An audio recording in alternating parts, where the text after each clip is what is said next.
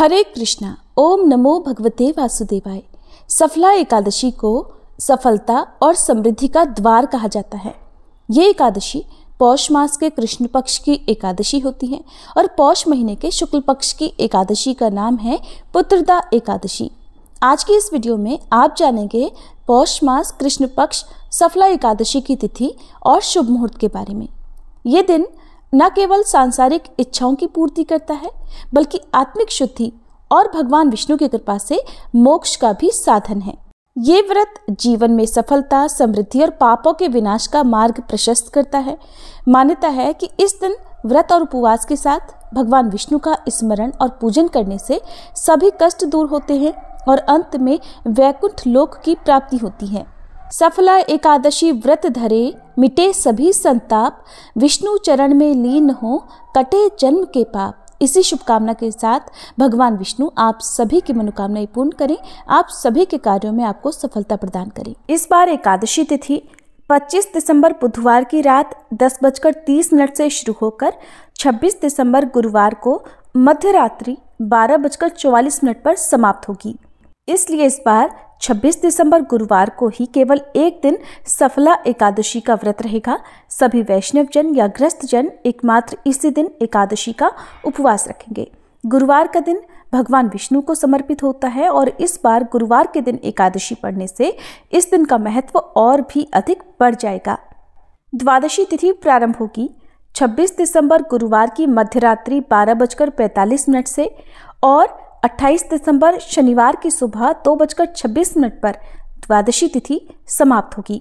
यानी कि इस बार शुक्रवार को सुबह से लेकर मध्यरात्रि तक द्वादशी तिथि विद्यमान रहेगी और पौष मास के कृष्ण पक्ष की द्वादशी को स्वरूप द्वादशी भी कहते हैं। इस दिन भगवान विष्णु के नारायण रूप की पूजा करने का विधान बताया गया है। ऐसा करने से महायज्ञ करने जितना पुण्य मिलता है। इस द्वादशी के बारे में श्री कृष्ण ने धर्मराज युधिष्ठिर को बताया था, जिसका जिक्र महाभारत के आश्वमेधिक पर्व में भी किया गया है। और भगवान विष्णु की पूजा के लिए खास दिन होने से श्री कृष्ण ने इस तिथि को पर्व कहा है। ऐसे में जो भक्त भगवान से बहुत ज्यादा प्रेम करते हो, अटूट विश्वास रखते हो, वो इस बार एकादशी और द्वादशी तिथि दोनों ही दिन उपवास रख सकते हैं यदि आपकी सामर्थ्य हो। 26 दिसंबर गुरुवार को ब्रह्म मुहूर्त रहेगा सुबह 5:33 से 6:21 तक। सूर्योदय होगा इस दिन सुबह 7:10 पर, सूर्यास्त शाम 5:44 पर। प्रातःकाल पूजा का मुहूर्त सुबह 5:50 से 7:12 तक रहेगा।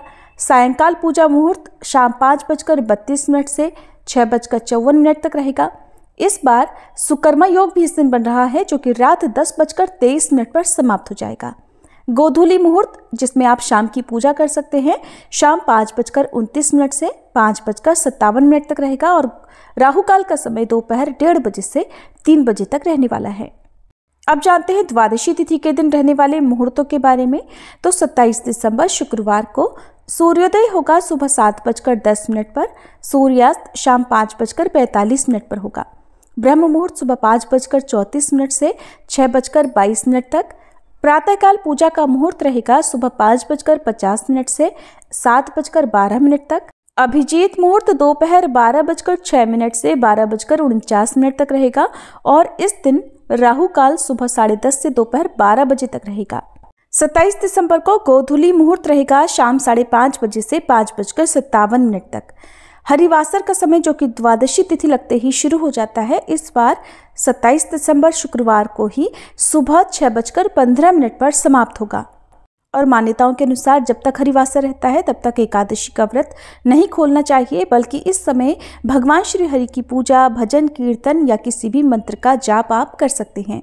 सफला एकादशी व्रत खोला जाएगा 27 दिसंबर शुक्रवार को सुबह 7:10 से 9:50 के बीच में। सफला एकादशी खर मास में पड़ने वाली पहली एकादशी और अंग्रेजी कैलेंडर के अनुसार साल की अंतिम एकादशी होती है।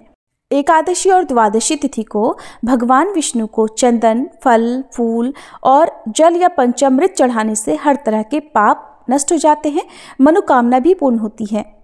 स्कंद पुराण के अनुसार हर महीने की एकादशी और द्वादशी तिथि पर शंख में दूध और गंगाजल मिलाकर भगवान विष्णु या श्री कृष्ण की मूर्ति का अभिषेक करना चाहिए। इसके बाद पूजन सामग्री और फिर तुलसी पत्र चढ़ाएं। पूजा में भगवान विष्णु को मौसमी फल अर्पित करने के साथ ही तुलसी के पत्ते का भोग भी अवश्य लगाएं। एकादशी के दिन व्रत रखकर अगले दिन शुभ मुहूर्त में व्रत का पारण करने से ही व्रत का पूर्ण फल मिलता है। एकादशी के व्रत में चावल खाना वर्जित माना गया है। वहीं जो भक्त एकादशी का उपवास रखने में समर्थ ना हो, वे केवल भक्ति भाव से भगवान का पूजन करके और चावल का त्याग करके भगवान को समर्पित व्रत की कथा श्रवण करके भी व्रत का पूर्ण फल प्राप्त कर सकते हैं। यदि आप भी अपने कार्यों में सफलता प्राप्त करना चाहते हैं तो आपको भी इस बार सफला एकादशी का उपवास अवश्य रखना चाहिए। इसी शुभकामना के साथ कि श्री हरि आपको आपके सभी कार्यों में सफलता प्रदान करें। आपसे जल्दी ही मिलते हैं सफला एकादशी व्रत कथा की वीडियो में। अगर जानकारी पसंद आई हो तो वीडियो को लाइक जरूर कीजिएगा।